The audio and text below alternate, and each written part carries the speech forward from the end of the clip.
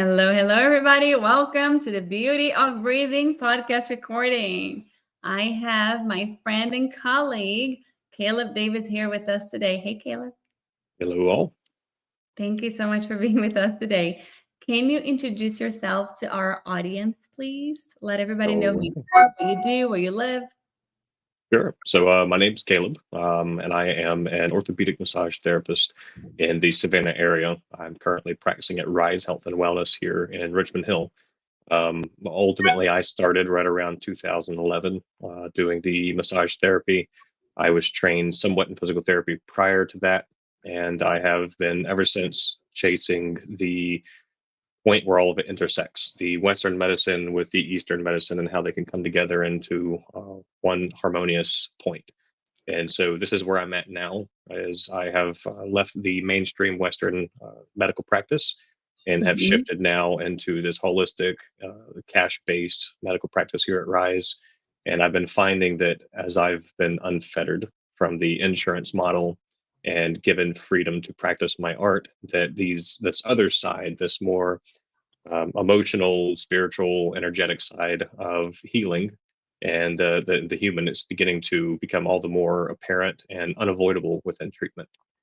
What made you start looking outside of your training for answers? The perfectionist. At the end of the day, what I care about is, I guess, in the grand scheme of things, I want to leave the world with the biggest and best impact that I possibly can. And that trickles all the way down to every single moment, everything that I do, the words I speak.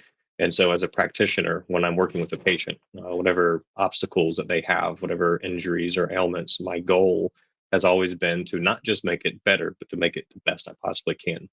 And in doing so, every time that I have a new complication arise, it becomes, I wouldn't say an obsession, but a passion of mine to dig deeper and to see, Mhm. well, what else can we do? What's another way? And even if something is working, can I do it more effectively? And so that's just kind of driven me into this point to explore the things that more often than not, that's not what we're taught in school. 100%. And I think that healthcare professionals who are working, so closely with patients, especially these manual therapies, there are just so many other things that we lack in our training that whenever we go into this world, we go, wow, it's not only about um, the physical and the mechanical changes of things. There is so much about our physiology and what can change our physiology. And a lot of people are stuck in these emotions, and the emotions by themselves kind of prevent you from getting help, prevent you from getting better. Have you encountered anything like that with some of your patients that they have tried everything and nothing works, but it's because they are not open to change? So at the end, really one of the biggest pivotal moments has been right towards the edge of my physical therapy career. I had begun to recognize, and a lot of it was coming in with reading into the concepts of breathing and how it affects our emotional state and the autonomic nervous system and all these things that we don't directly control. Begun to recognize more and more that there seems to be this emotional component to pain and to injuries. And so, what has begun to naturally just present itself is a lot of these complications that aren't getting ready are getting better immediately or relatively quickly. There's oftentimes an unrecognized and unaddressed emotional component. And so, what's begun to be more all the more apparent in each and every single session that I have with patients is this complete incapability to separate the physical from the emotional. And so we have a lot of times, if you look at the research now, they're even showing that low back pain, chronic low back pain, is not really effectively treated if you're not also treating something, say, like cognitive behavioral therapy or some kind of emotional involvement. And so traditional medications and physical therapy, even massage and stuff like that, it doesn't necessarily address a lot of those root causes. But once you begin to bring in the emotional component, we recognize that a lot of our physical issues are actually manifestations of an internal struggle. We begin to kind of tap into some of the root cause issues. And as much as I love to nerd out to the physiology and to the kinesiology of how things work. At the end of the day, they can't always explain this root issue, and so diving into the emotional self and recognizing that primarily our spines are literally a physical manifestation of our internal state. And you can think of people, say, if you've ever if you ask someone, what do you think of when you think of a happy dog? What do you see? You see their tail wagging, or Hmm. when they're scared, Oh my gosh. the tail tucks, right? Or if you think of someone who just won some kind of major award, how do you see them standing? They're tall and erect. And how about if they've just been defeated or lost something that they love? They're down and defeated. And even beyond that, when's the last time you met someone like this? They said, I'm depressed, or whatever it might be. And so what it's really come into is this unavoidable truth that our spines and our physical state are directly intertwined with, and arguably even created by our internal state. I absolutely love this talk. I can literally listen to Mm. you all day. And I know that our listeners have so many questions. We are live. So you guys are welcome to send us some questions on the comments or on Instagram. I'm checking all of them as we go. We see so many patients, guys, that try everything. I had a patient recently that, has tried getting rid of mold, has tried acupuncture, has tried, oh my goodness, Lyme disease treatment, all of these things, gut health, and it's just they can never feel better. And I am going to bring the Bible into this. You guys know my beliefs, and I'm not trying to change anybody's beliefs here. But before Jesus cured anybody, he asked them, "Do you want to be cured? Are you ready?" So I do believe that people internally, they really have to want this.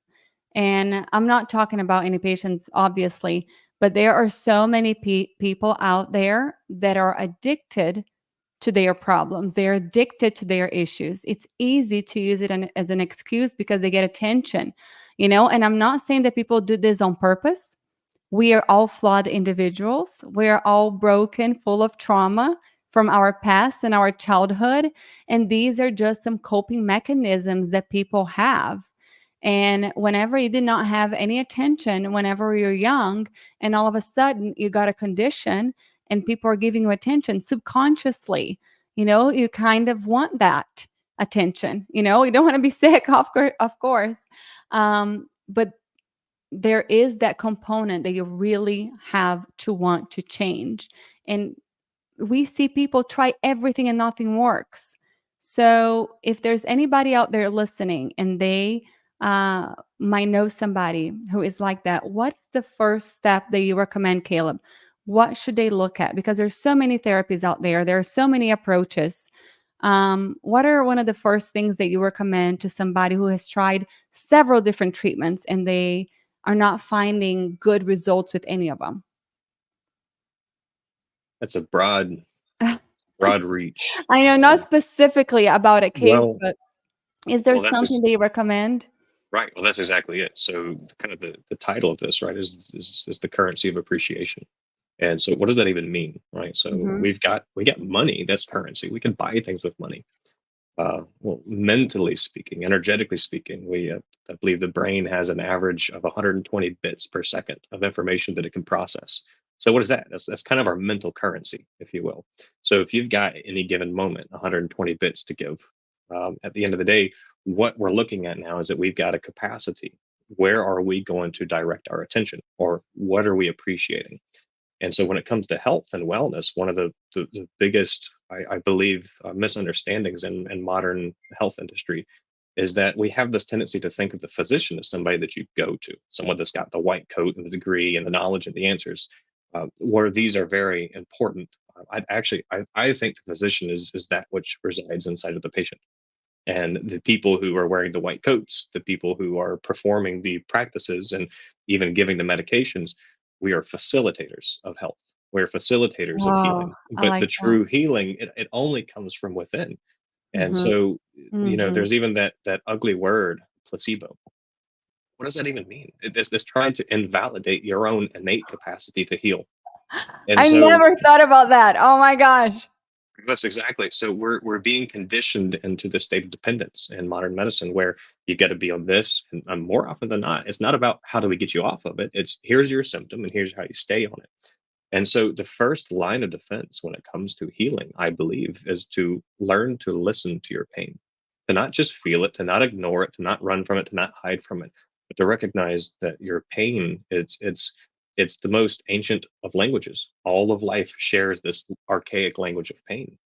And so even plants, we now know they create subsonic clicking noises based off of how they're being damaged to communicate threat to the surrounding plants, right? And so here we have deep inside of us this ancient wisdom that is the communication of pain. And if we can learn to listen to the pain, we get to this point now where we can begin to navigate the waters of healing. And so, say you've got back pain, right? That's an easy thing to talk about.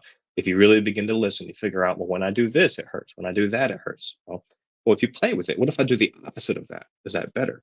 And then you begin to whittle yourself into this point of finding that center of healing. And from there, if you're really listening to your pain and you're really acknowledging the concept of the physician is inside of you, now when you're putting your eyes externally and you're looking for the people that do perform the treatment, you kind of have a bit more of an attuned ear. You can Mm, find the people. I don't. It could be your plumber. You know, mm. he's been bending over a lot, treating a lot of pipes and everything. And Yeah. he probably knows a thing or two about back pain. And guess what? He might be able to speak to your inner physician and say, "Hey, guess what? I put my leg up in this one way, and I did this thing, and it treated my back pain." And that might be the answer to your problems. And so, when it comes into the treatment realm, coming to licensed or just general practitioners, I think the real key is to find and pursue the practitioners that empower you, that give Oh, the control to you as the patient, as the actual healer. I absolutely love that. So why did you come up with this term, the currency of appreciation? I had heard a good number of years ago, some talk, maybe it was a TED talk, I don't know, that they were talking about how we have 120 bits of processing power per second, and that's just really stuck with me because I'm analytical. I like to have divisible, dividable, understandable concepts and measurements. And so when I think of this reality that we've got a limited capacity, if we have an actual measurement, like a clear number, it kind of it gives, it's not just some fickle, oh, my thoughts, or oh, I'm thinking about, no, you literally, you got to know now this is divisible. So how much of your energy are you inputting into X, Y, or Z? And so you can go into your pain, right? Mhm. For those of us that are in chronic pain or severe pain, that really takes up a lot of your capacity to appreciate. And so here's an opportunity, right? You've got this pain and it's distracting you from everything else you can possibly imagine. Your relationships, your work, your productivity, everything is diminishing as a result of this pain drawing your appreciation. And so here's the option, here's the question: do you cover it up, do you ignore it, or again, do you recognize that that pain is a message, that if you can interpret that message, it can lead you not only to a place where you've got less pain, but you're actually at a better center, because the meaning of the pain is that you're off center, right? So how can you interpret that message of pain to bring you better to the back to the more centered you? And in doing so, how does that amplify your capacity to affect not only your own life but the world around you? What can you learn from your pain, and how can you bring that blessing to those around you? I kind of believe that pain is actually a measurement of hope or opportunity, because if you Oh, have it, it's evidence that there's room for better. ah, what are some things that can take people out of their centered? Thank you. Well, if you got injury, of course, anything can Mhm. happen, any kind of sudden impact. But really, for most of us, more often than not, a lot of our pains, whether it's physical, emotional, spiritual, it's hunger pain. Pain can come in many different states. Very often, it's a small accumulation over time. And so, what can distract us is oftentimes a lack of proper prioritization, right? And so, we begin to get too focused on a screen, on social media, on pursuing the dollar or pursuing that weight loss, and I believe that as we begin to get sidetracked, we begin to give our appreciation to the wrong things. And if you want to take that into a quick scenario, this is a common one that we think about: weight loss, right? A lot of people are thinking about, I want to get this ideal image, get this weight off. It's a valuable thing to have an ideal body weight, is better for your metabolism and so on and so forth. But here's the question: is that your goal? right? And Mhm. so what I ask with patients is it really that weight loss is your goal? Because if that is, where do you stop it and how do you keep it? I think the goal should be to find love of self. Because if you can ultimately pursue the love of self, if you think of your inner child and you pursue falling head over heels in love with that child that is inside of you, what's the side effect? The side effect is, well, I'm going to choose to eat things that are better for this child. I'm going to become more active. I'm going to become more playful. I want this kid to Mm, become alive inside of me. So you're moving more, you're eating better, you're getting involved with the social environment around you. You're probably going to bed at a better time. And guess mhm. what happens over time? Now you're losing weight, not because that's your goal, but that's the side effect of love. Oh my gosh. This is so good. I saw somebody, say something on Instagram yesterday, one of those reels, and it was talking about when God gives you a child, and, we cannot even measure the love that we have for our child, but God also gave you yourself. So we should Right, treat ourselves like we treat our children. We should right, care for ourselves like we care for our children. We need to put ourselves in the top priority and love this right, body and love this being right, unconditionally.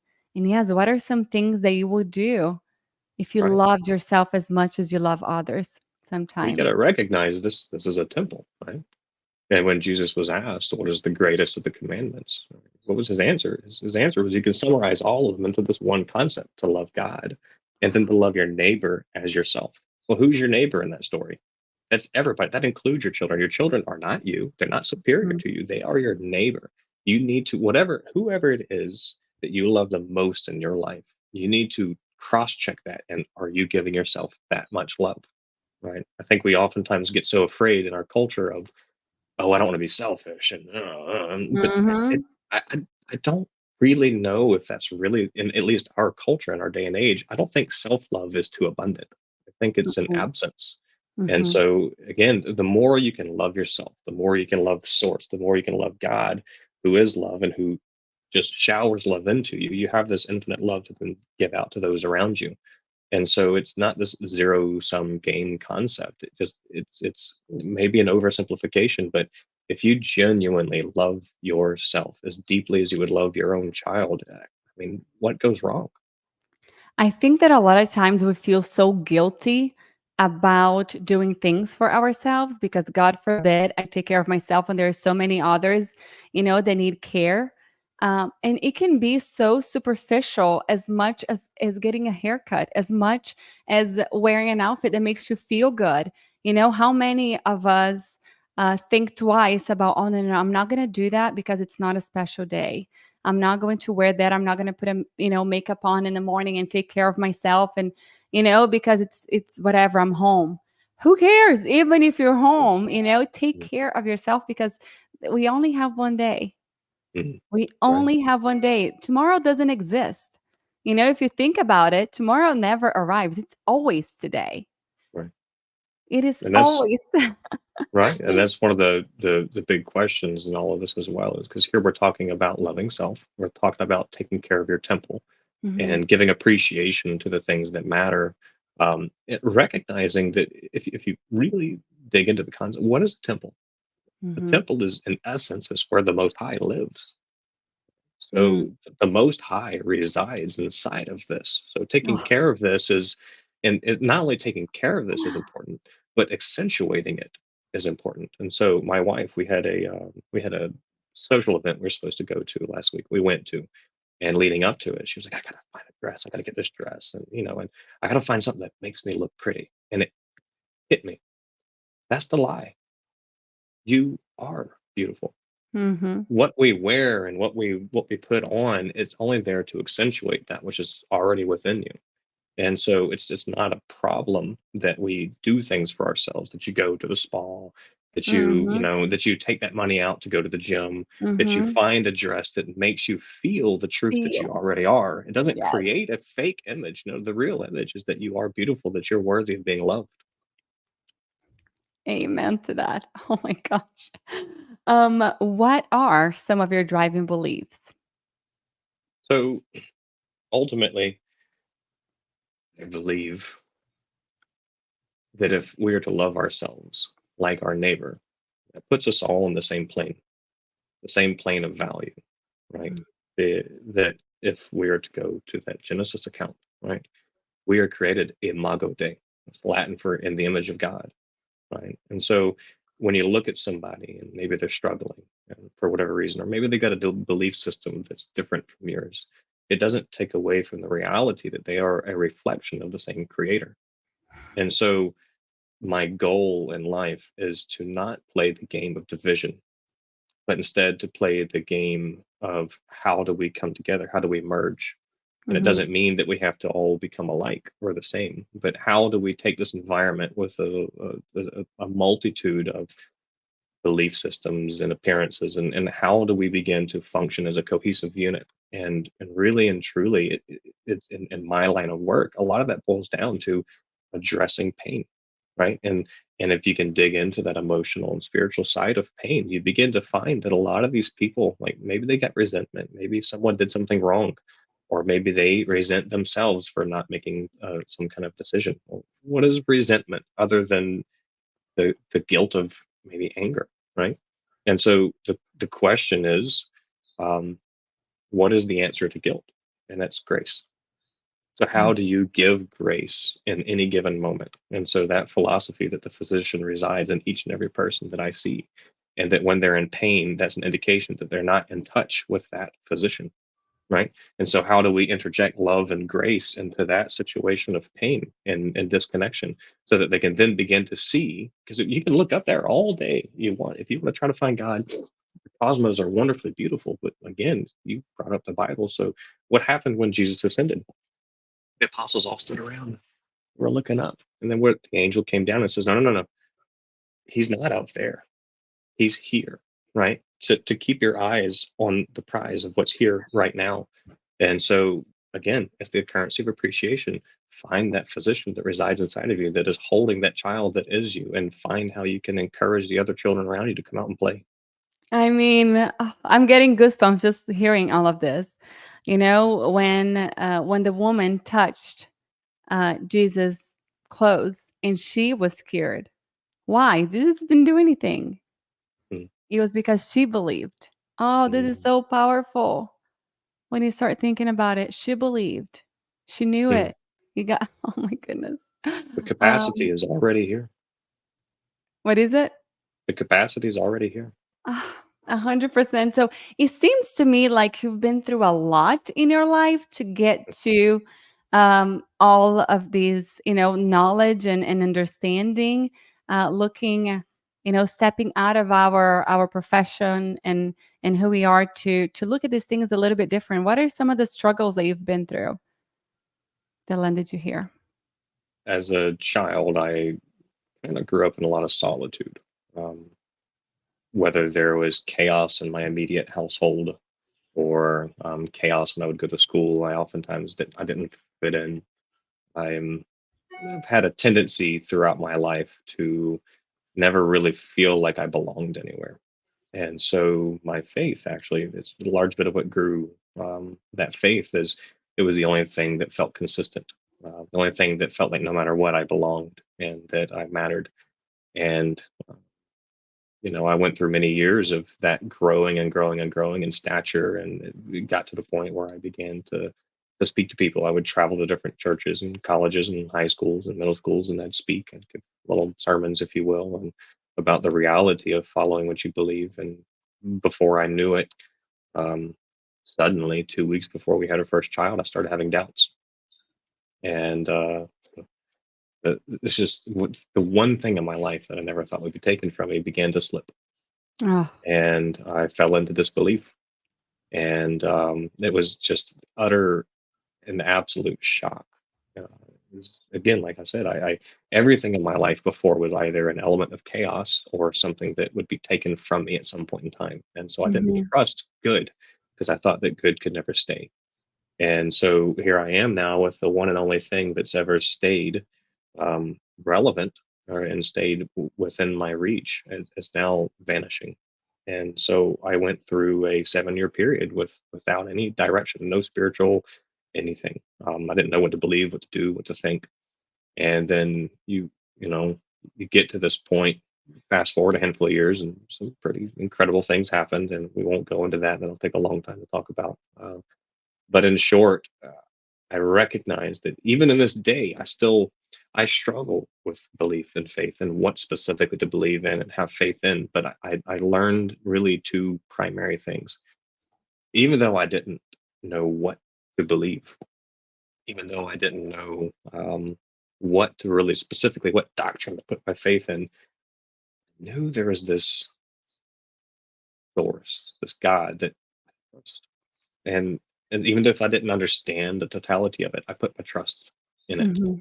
and recognizing that that is almost like the core, the bedrock of the whole thing. And so when it comes to your personal healing, your back pain, neck pain, your numbness, your tingling, your chronic cough that's not going away, your sleep apnea, you might not know what the right answer is, but you can trust that physician, right? Even if you can't put the name to it or the doctrine to it, if you give in to trust, you open the door for hope.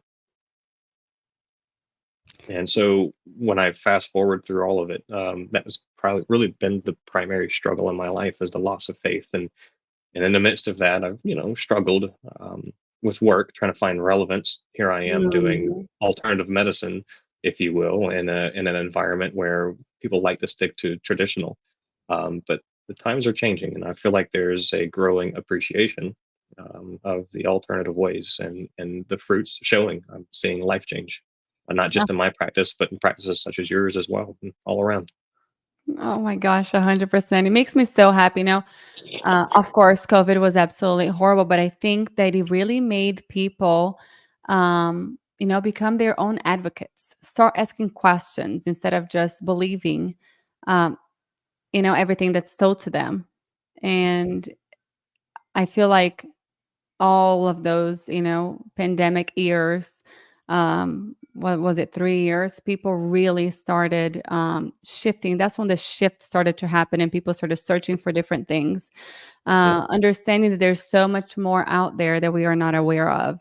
In universities, in regular education, it's very black and white. They can't really go too much into all of these other things that that we're talking about here too.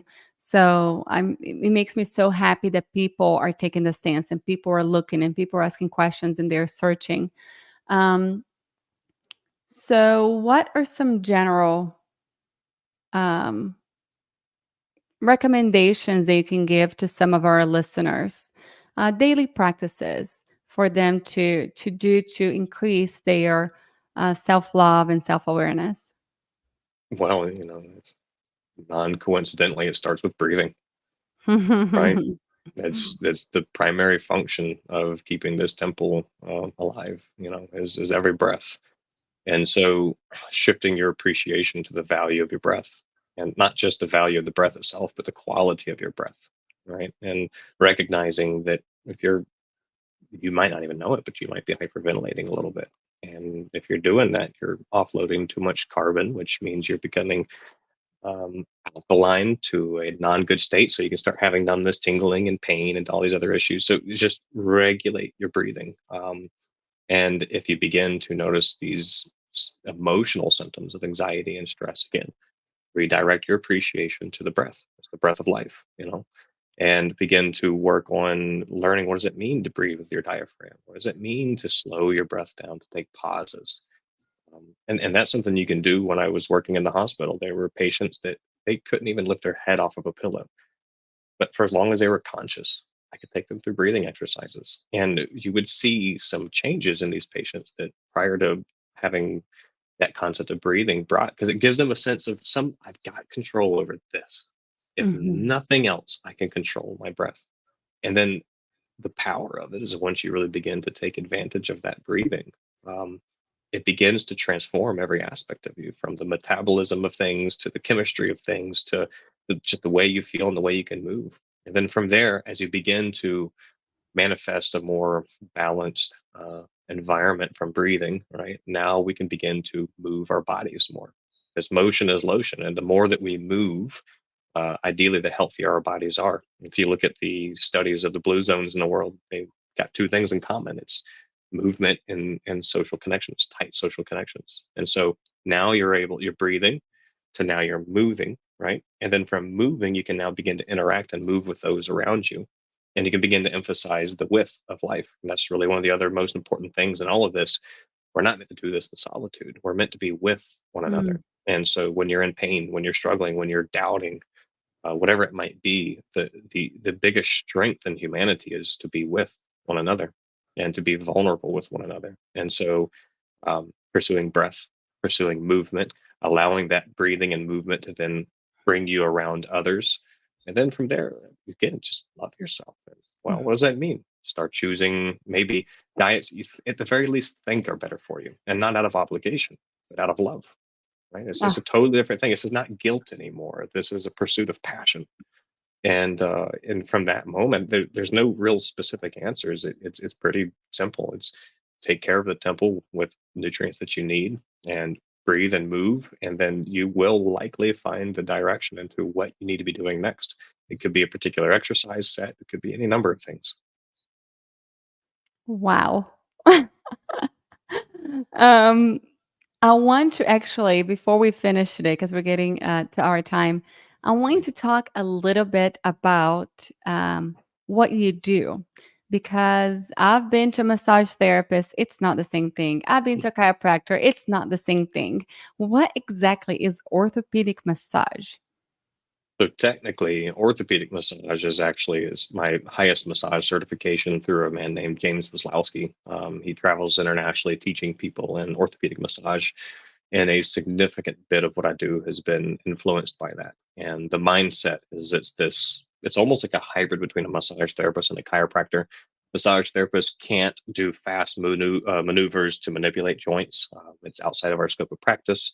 But there's this little gray area where we can, the way I like to describe it, we can massage joints. And it's not about getting in there and rubbing it with your fingers. It's about intentionally and gracefully creating movement where you actually massage the joint surfaces with the bones themselves, if you will. So that's a large bit of my foundation. And then I really have gone deep into the concept of neurology and even the psychological impacts of things and spiritual. So it's this like funnel, if you will, of everything you could possibly imagine, kind of funneling into this one product where uh, it's kind of my biggest thing. I want to restore motion, and I want to increase that innate capacity for healing. And so, what does that look like? Someone comes in with pain. What's my goal? For one, I don't want to create more pain. I believe that healing takes place in what's called the parasympathetic nervous state, or the rest and digest. So, Mhm. if what I do to somebody is putting them in pain, we're actually putting them farther away from their body's capacity to heal. So, I want to treat you as to the best of my ability, without creating any new pains. Quite the opposite. I want to listen to your pain and figure out what is your body telling me? What is it trying to ask for? And oftentimes it's as simple as if you can't bend forward and touch your toes, well, you might have one vertebrae that's been rotated forward a little bit too far. So now when you bend, because it's misaligned, it's now the surfaces are contacting. So what I do is like a seesaw, I just gently apply pressure over here and make it even again, and then call you to move. And what does that do? Not only now is your pain gone as you're moving because we've made an even spine, but we're actually reinstilling neurological trust. I don't like the word stretch. The tendency is we like to think that we want to force change, Mm. but that's not really necessary. More often than not, you've either got something mechanically in the way that needs to be repositioned, or swelling that needs to go down, or you've got neurological distrust. So why, if we've got something mechanically in the way, or if we've got the nervous system fighting the movement, why do we think that forcing it is going to make it better? Instead, what do we reposition? How do we get rid of the inflammation? How do we regain neurological trust? And that alone, if you regain the trust of movement, your brain's going to allow those muscles, the tone to drop down and for you to go further into the movement. And so the short of it is, I'm a massage therapist that doesn't use lotion, rarely at all. You're typically fully clothed, and I'm trying to gently re navigate the joints, the neurology, and the muscles in your body to facilitate that movement that's necessary for health. And in the process of doing so, talking about these deeper emotional, spiritual components to our pain and our limiting factors. Where can people find one of you? Right. So, well, that's the question. I'm considering actually creating a CEU course. I'm still refining my art, and hopefully, I will never stop.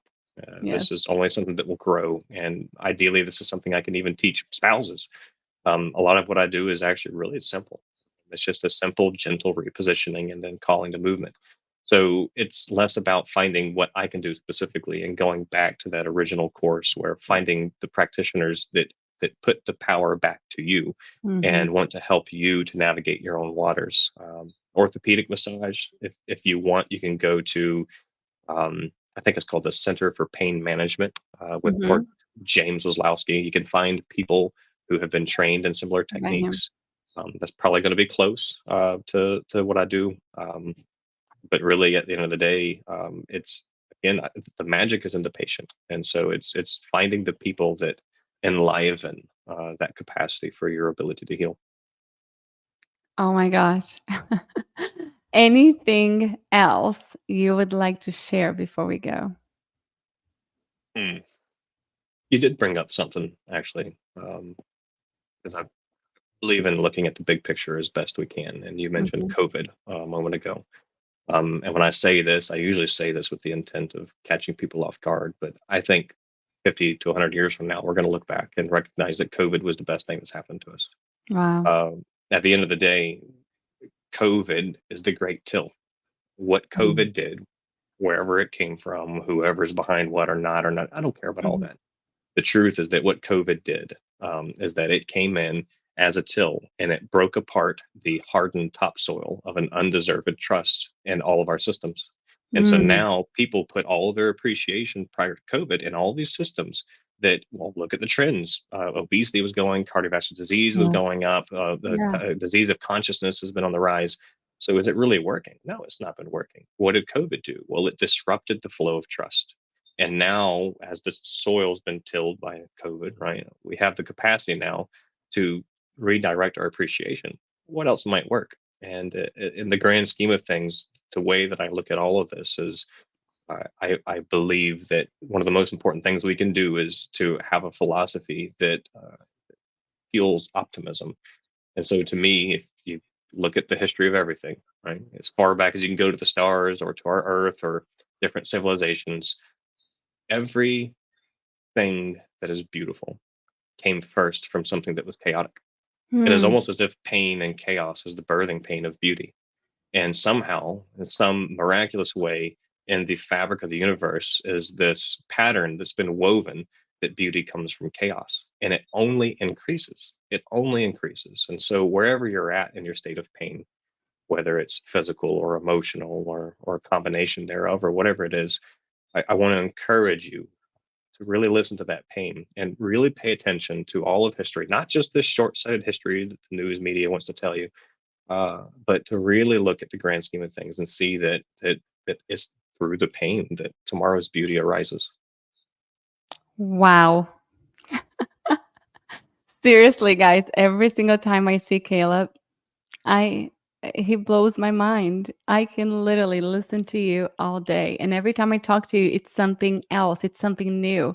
So you never stop growing, and I'm so appreciative of that. Mm, You're always searching and you're always finding. So thank you, thank you. thank you, thank you for sharing with all of us the beauty that rises inside of all of us. So, Mhm.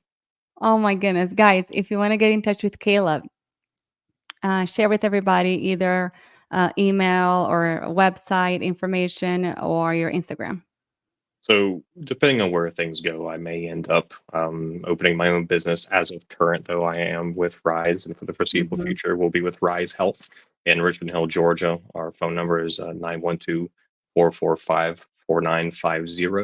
Mhm. Aside from that, if maybe this grows, if our number changes, I intend on keeping one primary email. So that's going to be Caleb Davis, spelled like my name there at the bottom. So it's Caleb Davis Wellness at gmail.com. And you can Perfect. forward me questions and whatever it might be, we can go from there. Oh my gosh. Thank you so much. Everybody, if you Thank have more you. questions, please get in touch with Caleb. Um, I hope to see you soon. I gotta come see you for a treatment. All right. And thank you for what you do, Renata. I appreciate it. Thank you for your time. Thank you so much, everybody. Have a wonderful day. Next week, we're going to have another incredible speaker with us, another guest. So every Tuesday at noon, Maya Moves goes live on Instagram.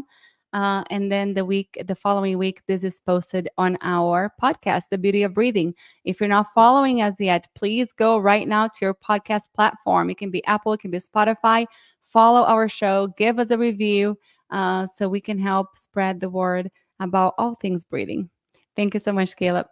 Thank you. All right, bye bye.